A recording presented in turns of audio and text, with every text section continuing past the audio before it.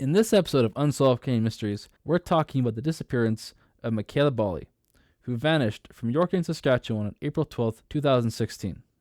We're ready for the hate mail. Hello, everybody. My name is Kenton DeYoung, and I'm sitting here with my co-host, Dylan Fairman. Yeah.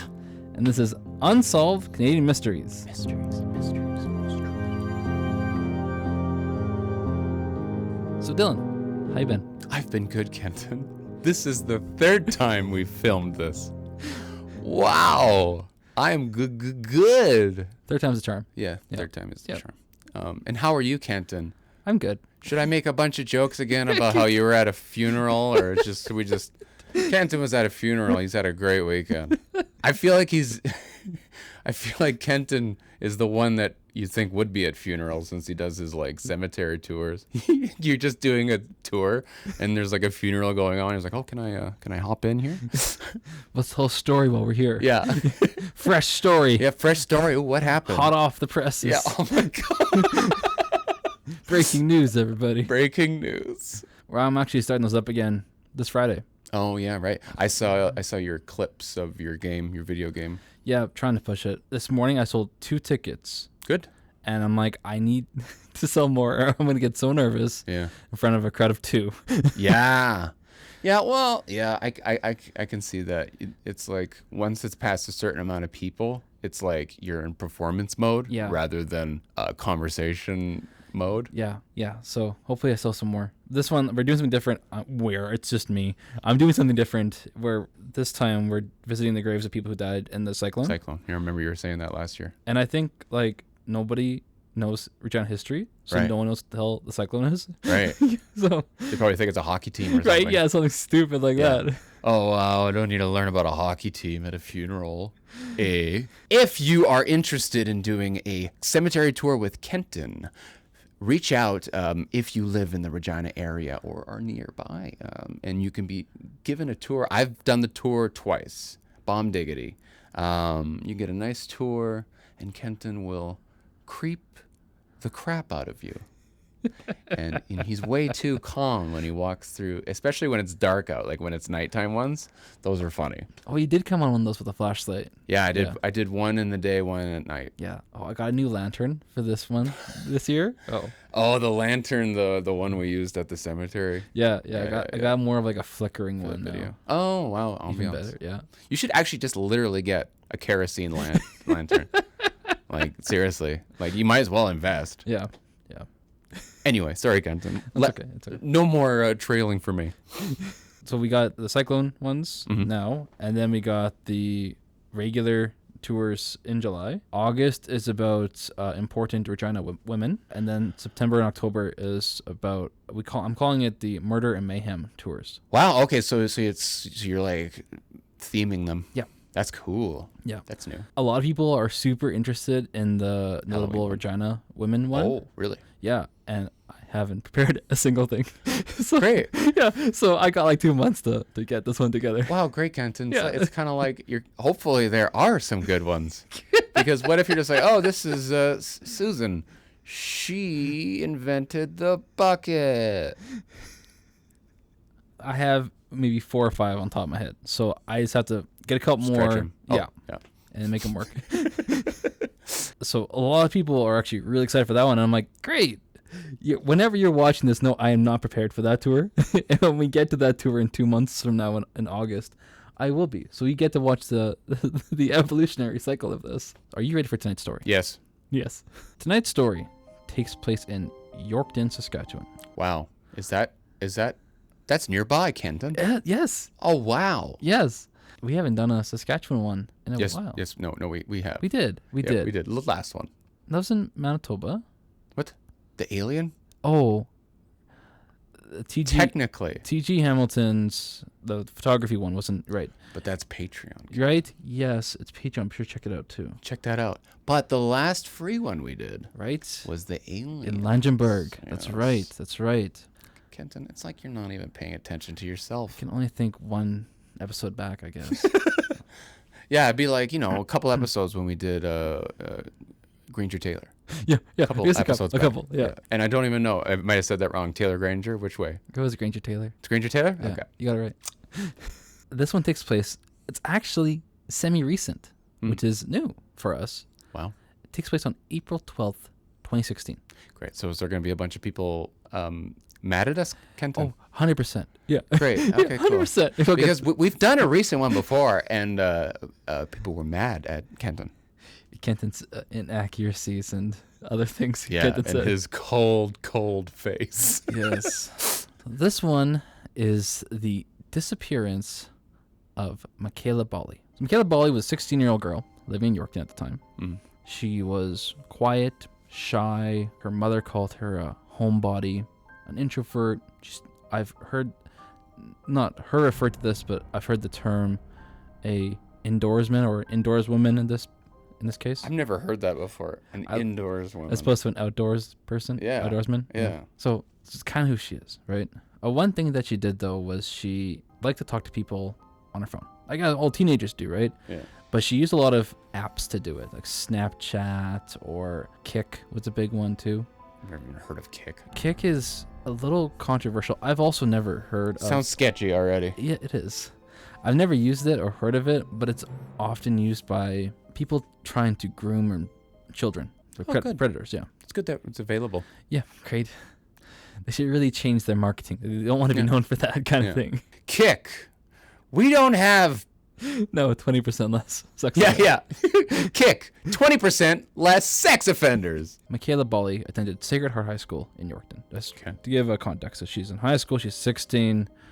This is in 2016, so this is about 8 years ago. So in February of 2016, one day, I don't know if it was Valentine's Day, but I kind of think it was, or around Valentine's Day, she gets a bouquet of flowers delivered to her at school. And no name on it, and she won't say who these flowers are from. She's very excited about this, of course, but everyone who saw the bouquet said it kind of came in a box. So I think it was like ordered online and delivered. I'm not sure how that made sense, but that's what people were thinking, that because it came in a box as opposed to like a bouquet bag, that it was ordered online. Right. On April 11th, a couple months later, she starts telling her friends around the school that she's going on vacation soon. She's always wanted to go to the big city, Regina or Saskatoon. The big city. Big city. Wow. If you're from Yorkton, it's not that great. No, Regina's not Regina's, that great. Yorkton's great. Wow. Yorkton Shots fired from Kenton. Yorkton is great. Regina's not that great. You're not missing out. We go to Yorkton for something fun to do. Well, I do. Sometimes. Honestly, we both suck. Everyone talks about how great Saskatoon is. Saskatoon just has bridges and statues. Other than that, it's also a pile of shit. The difference is Saskatoon's built along the river. Yeah. We're just kind of smack dab in the middle of the prairie. Yeah. But all their cool stuff is along the river. Mm. All our stuff is in the middle of the city. That's that's the difference. If we had built up around Wascana Lake, like they built up around the river, they'd be similar cities. We just built our city a little bit more north than the lake. We're just simple farmers. Yeah. We didn't know any better. We got water over there, land over here. Let's build where the land is. Makes sense to me. I don't know, Kenton. Let's back to the story. Okay. On April 11th, she's telling her friends that she's going away soon. She's going to go on vacation. She's wanting to go to the big city. And during that day, a couple events transpire. One of the things that happen is her Christian ethics teacher notices that she's very visually upset about something. Catholic school, everybody. If you went to public, Christian ethics class was like a class that you don't have. Yeah, I don't know. I also went to Catholic school, went to the same school. Yeah. I think in public schools, and I might get this wrong, I think it's like you get to just learn about other religions, like a variety of them. Whatever class that you would have to do some kind of community service for school, that's what Christian ethics replaced at our school. Mm-hmm. Yep. I'm not a Christian. After class ended, around 4:35, she would text her friend and ask for a ride to the bank in the morning. Her friend couldn't help her, so she called TD Bank 3 times to check how much money was in her account. And she would eventually deposit in $25. So weird. It's already a red flag. Like I've read a lot about this case, what happened, and articles, stuff like that. And I wish someone would explain if it was her $25 or it was an e-transfer $25 or where the $25 came from. Because like you don't call the bank 3 times for $25. Like it's not $25 isn't that much money, right? Can I also say, I feel like before you're 18, any sort of bank transaction should be automatically messaged to your parents. Not even kidding. Like anytime there's money moved around, I feel like you should have the option to do that, just to prevent whatever's gonna happen. Yeah. Around 6 o'clock that night, she texts her friend Shelby and says that she's going on vacation pretty soon. She also texts her friend Amy, and she would mention the name Christopher. Now we'll come back to Christopher in a bit. Okay. This is the first time in the story Christopher's name pops up. The next morning at 6:41 a.m., she texts her friend again and asks for a ride to the bank. Her friend says, no, I can't take you to the bank. Well, I could take you to the bank, but the bank doesn't open till 9, so there's no point in going there now.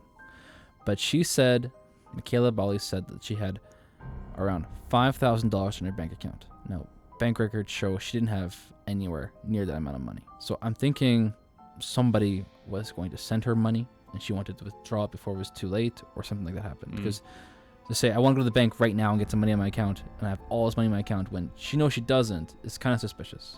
Between 8:10 to 8:20 that morning, her grandmother then drops her off at school. At 8:25, the security cameras see her leaving the school and walking down some train tracks towards the bank.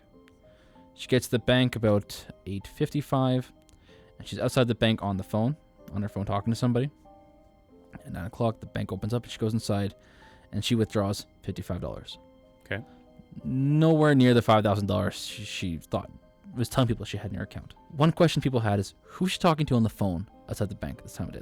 Like, something's happening here, but who's she talking to? And unfortunately, although the telecommunication towers would record incoming, outgoing phone calls, whoever she was talking to on the phone was done through a voice messaging app, like a VoIP, voice over internet protocol. Okay. So there's no record of the phone call. So think of it like when you call someone on Facebook Messenger. That doesn't go through the cell towers. Well, it doesn't go through like the phone tower, so there's no record of it. Oh, okay. After she's done at the bank, she then goes down to a pawn shop and tries to sell a silver ring. The sale doesn't go through. Guesses the silver ring isn't good enough quality, and she leaves with the ring. From there, she goes to Tim Hortons, and she's waiting at Tim Hortons for quite some time. Classic Canadian story. The security cameras show she comes in with a backpack, which is very odd for her because even when she went to school, she didn't carry a backpack.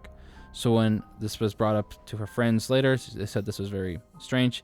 And it does look like she is planning on going somewhere. Like she's going on a trip. The video footage shows her sitting down at a table in the Tim Hortons, looking at the doors, looking around, getting up, leaving, circling around the building, and coming back inside. Very kind of odd. Yeah. She's waiting for somebody. Or she's nervous about something, Yeah. too. And she's on her phone a lot, and they think she's trying to take apart her phone, almost as if she's trying to take out the tracking device in the phone. Like, she wouldn't know how to do that, but just trying to take apart the phone and see what she can find inside. Yeah. Which is a strange behavior. Yeah.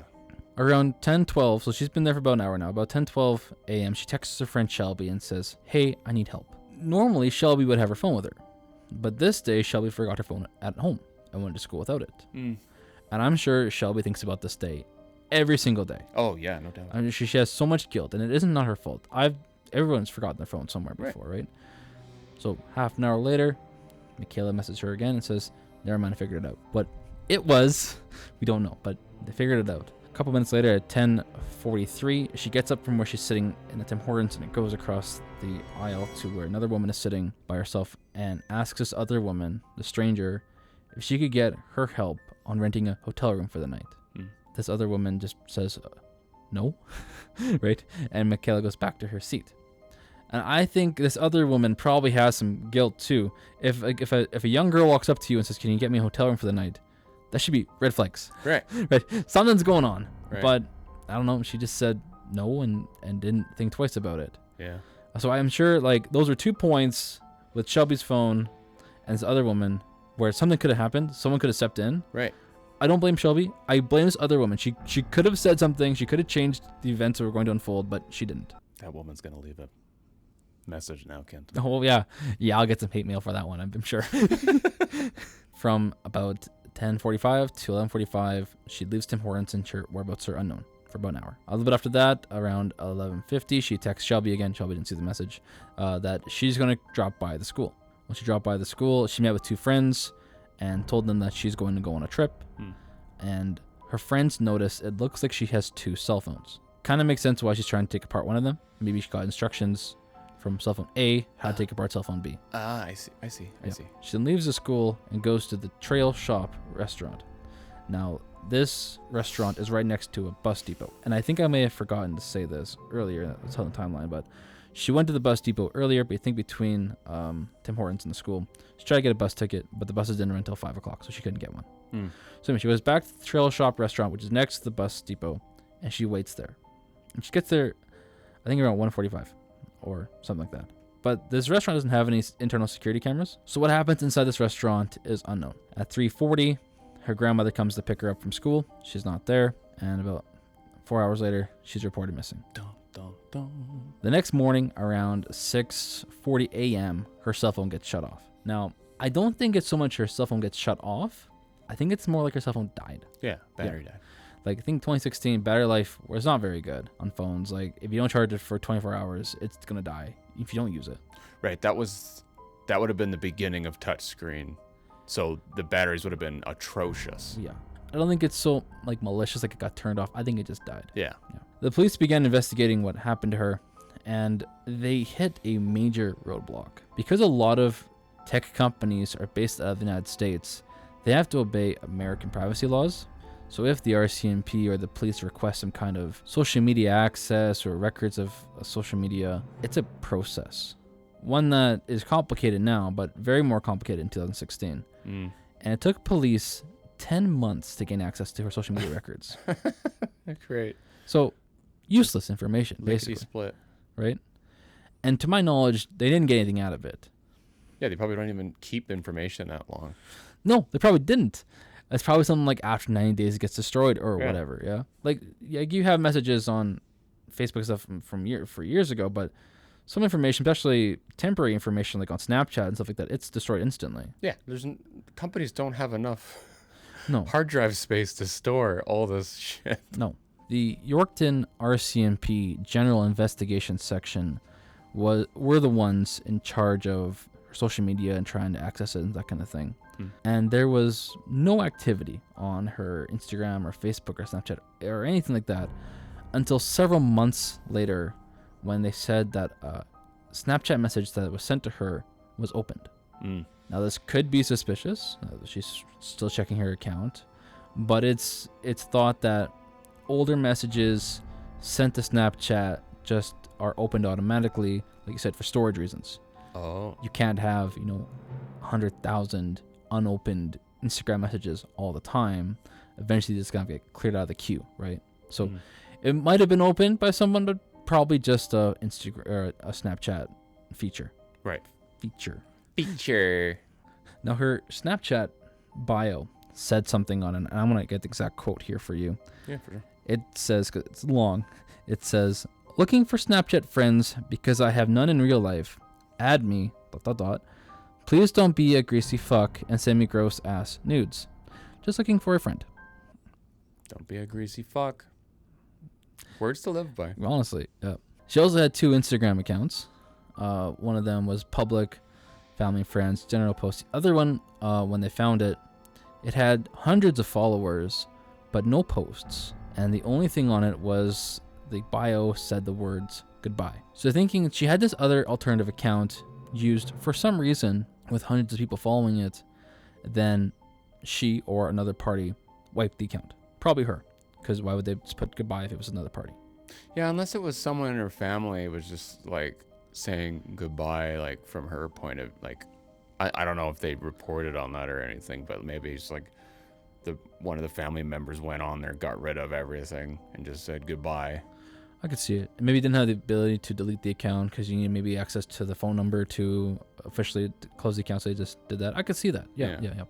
Not much else beyond Snapchat and Instagram has been discovered, or at least shared with the public. One thing that often comes up, though, as a clarification, is that whatever happened to her was not drug related, but and we'll talk about no actually. When she disappeared, she didn't take with her things you would take if you're planning to go away for a long time. So she didn't take her passport, and she didn't take her medication. Now she took a type of medication for acne. Accutane. Accutane. Yes. Thank you. And I know it well. she didn't take anything with her that would imply she's going away for a long time. A few days later, someone reported that the day she disappeared, she saw her in the bus depot with this big man with a cross tattoo with flames on it and bags in each hand, big white bags. And I thought maybe he was the one who took her. Right. But it was later determined that, in fact, I think he was just holding the door for her as she came in, or vice versa. So not related. Poor guy gets profiled. Right? Yeah. Oh, that big scary guy with tattoos, that's the guy who did it. That's him. That's it. Move in. Yep. Later in 2016, in Vancouver, someone said they thought they saw her. They also thought they saw her at a casino in Calgary. But when they checked the tapes, because there's so many security cameras in casinos, right? They should have tapes. They didn't see her at all. And they also thought they saw her in Edmonton. But again, no tapes or anything to prove it. So Edmonton, Calgary, Vancouver, all within a couple years, but nothing to say was her. Of course, you hear things, people say, oh, they met her and she's a nice and polite young girl, but nothing to really prove that was her, right? Think how many 16, 17-year-old girls are there that look like her in those three provinces, Saskatchewan, Alberta, and British Columbia. Thousands. Yeah. Hundreds of thousands, right? So easy mistaken identity. Just a couple theories of what happened to her. The first is that she ran away to start a new life. There's some evidence here because she was trying to get money for wherever she was going. She was withdrawing money from the bank, putting money into the bank, withdrawing the money. She was trying to sell off the ring. She was trying to get a bus ticket at one point. She was looking for some way to leave town. She was telling her friends that she's leaving town, she's going on vacation or going on a trip, and she's always wanted to go to the big city. I think a 16-year-old girl, world's my oyster, go over and do whatever I want, right? Sick of this town, sick of my parents, sick of this life, I'm gonna go somewhere else. The issue with this though is, like I said, she didn't take her medication with her, and she didn't take her passport with her. Wherever she was going, it was going to be temporary. There's an issue with that theory. Another theory is that she may have taken her own life. The issue with this theory though is that it looked like she was planning to go somewhere. She's getting a bus ticket, she's selling stuff to get money, she's trying to get a hotel room, not the actions of someone who wants to end themselves. She did have a brief history of suicidal activity, but the police don't believe this is the case. However, I heard that they did check the lake in Yorkton for her body, and they didn't find it there. And if she was trying to take herself out, she wouldn't have done it the way she would have. Like she wouldn't have done the things she had done, right? It doesn't make sense. And the last theory is the romantic theory, that she met a boy and that this boy promised her wealth and adventure and all these things, and she was going to go with him and be with him and get out of town. As opposed to a soul journey to the big city, she met someone she's going to go with him. And that's probably the most likely one. This person is probably a predator of some kind who lied to her and tricked her and offered her everything, all of her dreams to come true kind of thing. Yeah. But we're not certain, of course. That's probably what happened. So we'll talk about the suspects. The first one we got is Christopher. Yeah. This is the one that she name dropped while talking to Amy the night before she disappeared. Yeah. Christopher's mother lives in Saskatoon. So there's some theory that maybe Christopher's going to take her and go to Saskatoon with her. However, Christopher wasn't in the province at the time of the disappearance. So he's kind of written off the list already. He wasn't even around. They did track him down and talk to him, and Christopher said that they had talked a bit in the past, especially when Michaela Bali was going through a difficult time in her life, and he talked her out of self-harming herself and wanted her to try and find God. So seems like a guy who just kind of got name dropped and didn't do anything wrong. Yeah. Another name that came up was Josh. He was a boy from Churchbridge who they used to talk all the time. Police tracked him down and asked Josh what he knew, and he said that they have not talked in years. There's no indication I could find that he was involved in this at all. I don't know why poor Josh gets brought into this every time people talk about her. The poor guy had brief interactions with her years before she disappeared, but he always gets dragged in to these. So poor guy. Poor Josh. Christopher, I can see he kind of has like the means, not the opportunity. But Josh was just a contact in the phone from years ago. Plus his name's Josh. Poor Josh. Thanks for subscribing to our Patreon, Josh. We appreciate you. Yeah. Yeah, we know you're innocent of this. We'll get this sorted out. Get this figured out, Josh. Last one, his name is Rick Briette. Now, Rick is a little interesting because we'll talk about the family dynamic of Mekayla first. So Mekayla lives with her mother and her grandmother. She doesn't know who her dad is, and her mother wouldn't tell her. So Rick said that he was the father. Mekayla's mother says, no, he's not. Now, for all we know, the two of them, Mekayla and Rick, have never interacted, right? I'm assuming maybe Rick was waiting until she was 18 to say, like, hey, I'm your dad. You know, when she's an adult that can make her own decisions. Right. I don't know. Once Mekayla disappeared, Rick would post about it on social media, try and spread the word of disappearance, and would always kind of do his best to make people try and find Mekayla. Something that someone who isn't related or isn't connected to someone wouldn't usually do. Yeah. Like, some people are empathetic and they want to promote these things and help spread awareness, but he was doing it as if he was the father. Right. Even though they never, to my knowledge, made that connection. But some people think, well, maybe Rick is the one involved, and that he told her that he was her father, and then took her, and something happened to her. Right. And maybe he is trying to cover his own tracks by acting like the good guy. So those are the three suspects. Not really suspects here. We got Christopher, who wasn't even around, Josh, who did nothing wrong, and Rick, who may be the good guy, maybe the bad guy. Right. Or, you know, another party who we don't know about. If it was a movie, I could say the Rick one. Right, yeah. And that's unfortunately it. Before I tell you my theory, what do you think happened? Well, first, I can relate to her because I was on Accutane too, and that's like horrible. They even have they had commercials like a few years ago saying like, you know, like, it was like, were you in a car crash? Like stuff like that. Like, did you take Accutane? You can sue. Like, all the people that were on Accutane could have filed like a lawsuit against the drug because it was really bad. And me and another one of my friends, she was on it too, and we both have like the same like this is a side note, but we both have the same thing where, and I don't know if anyone else can relate to this, but before we took Accutane when we were kids, we were different personality-wise before than we are now after the drug. Like, the drug did something to actually kind of change our personality a little bit. It was very strange. That's very interesting. Yeah, it was very weird. And also it was like I was only on it for 5 months, but it was just like, it was like sad, anger, like this is months, sad month, anger month, very sad month where I'm like, uh-oh, we got to get off this. Because it's beyond that, you know? So, if she is on Accutane, yeah, it's bad. Let's talk shop about this for a bit. So let's say she's on Accutane and she's having these sad months and she's vulnerable to someone who says like, oh, I'm sorry you're having a rough day today. Someone who's compassionate, even if they're not a good person, but they're acting compassionate. Yeah, and she's already said she doesn't have any no friends. Friends, right? So obviously you go online to find the friends. Yeah. And then you find a maybe not literal predator, but predator, you know, like person that manipulates you and tells you what you want to hear. And even like, let's just say this person has everything nailed down where they're like, well, I can't, every time I offer these people to take them away for free, they don't believe me. Because it's too good to be true. So if I tell them they need to come up with a certain amount of money, then I can take them. Then it seems a little more true, you know? So maybe that's why she's trying to sell stuff and get money so she can pay for, you know, maybe this job that he's offering in the city.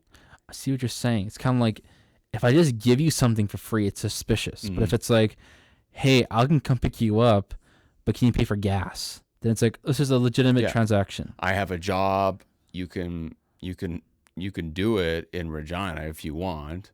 And then maybe because there's another thing, like very impulsive. Like, I feel very impulsive now ever since that drug. I would never make decisions. But then after that, I make very, very impulsive decisions. So if maybe that's a thing, maybe she's just very impulsive and just went with that. Oh, I'm going to do this. I'm going to get this job. And then I'm going to tell everyone. And they're like, oh, wow, amazing. You did that? You know? and she's acting impulsive. She's getting up, going to the restaurant. She's coming back in. Yeah. She's on the phone. She's off the phone. She's trying to take apart the phone. She puts the phone back together. She tries to get a hotel room. She tries to sell her ring. She goes back to high school. She leaves the high school. She goes to the restaurant. She goes to the bus depot. It's something, it's like someone, I've heard people describe it as she's given directions, but it sounds more like she's making snap decisions. Yeah. She's not thinking this plan through. Right. It's kind of like she's acting in the moment. Let's say she's in a place in her life, which we know she was a dark place because she was self-harming. Maybe she worked through it, but she's not doing Accutane. She has these, she's sad, she's mad, she's upset. Someone comes to her life and promises her a better life. She's making these rapid decisions. She says, let's do it. Right. Thinking, I'm an adult. I'm 16. I can handle myself. Right. That'd be most likely, like, unless, you know, she's just like, maybe she thinks, she thought it's easier for people to think I've gone missing rather than that I killed myself. Yeah. Kind of thing, too. Maybe that. I don't. Fuck. What do you think? I think we're on the same thought on this one. Yeah. Bears. No, not aliens this time either. Okay. Well, that'd be quite the twist, though. Yeah. Well, yeah. What if she just went for a hike and bears? Kind of like Cloverfield thing where the girl gets kidnapped. Right. And you think for half the movie, this guy's just crazy. Spoiler alert. Fred Flintstone's just crazy. Fred Flintstone? Wow. You don't do John Goodman like that. Oh, come on. And then she gets out and realizes, oh no, this guy might have been nuts, but it is crazy out here. Right. Yeah. So that'd be a twist. I don't think that's what happened though in this case. I do think she was kidnapped. Either her dad is pulling the good guy card because he did something, or he's actually upset about it. But to come out of the woodwork and be like, I don't know, it sits wrong with me. I want to say he's involved, but let's say he didn't do it, and he's just trying to be the good guy and help find his missing daughter. Okay, weird that he comes out now, right after she's gone missing, to say this. Maybe he was waiting for her to be of age before he came publicly about it, but whatever. The mother says that he's not the father. If he did do it, though, then he's exposing himself, right? Putting himself in the public eye, very vulnerable in this position, which makes people think, well, he couldn't be involved because if he did kidnap this girl and something happened to her, he's right in the public eye now, right? You'd think he'd want to hide away, right? So I think it'd make more sense if he wasn't involved and was just genuine, unless he's like thinking like 2 steps ahead by being in the public eye. But then you bring attention to yourself. It's like, oh, you're this missing girl's father who's never been around before. What's your involvement in this, right? Hiding in plain sight, though. Yeah, that's true. But the thing is, of the 3 suspects, that's really the only suspect. Yeah, the real suspect number 4, where no one saw. Yeah, and if there was security cameras in the restaurant, social media, man, that's like the only point of contact where there was no way to see what happened. And that would have solved the mystery. You know, she hung around Tim Hortons for 4 hours, right? Or anywhere else, pretty much. So I think I'm going to go with suspect 4, then unknown person. Kidnapped her, and then who knows what. We have a couple cases now where a girl or a woman gets kidnapped and disappears. Right. We have Tamara Keepness. We have the 2 out in BC, the couple. Yeah. We have the family in the car. Yeah. We have Granger Taylor. Yeah. A little bit different. I'm aliens, 100% on that one. Okay. We would love to know your thoughts. We love feedback, even negative. We don't love as much, but any feedback. Let us know on TikTok, on Instagram, on YouTube. You can even comment on Spotify on our episodes. Wow. We got a comment a few episodes ago. They watched us for the first time on Spotify and realized Dylan has amazing hair and realized that I am not Asian. So now we know. Yeah. So let us know. Facebook, X. We love feedback. Let us know your thoughts on this entire case. X. Thank you, Kenton. Thank you, Dylan, for this 3rd recording. Yes. Hopefully this one worked. Let's hope so. And thank you, everyone, for listening. Please let us know your thoughts.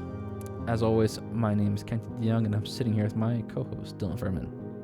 And this is Unsolved Canadian Mysteries. Goodbye.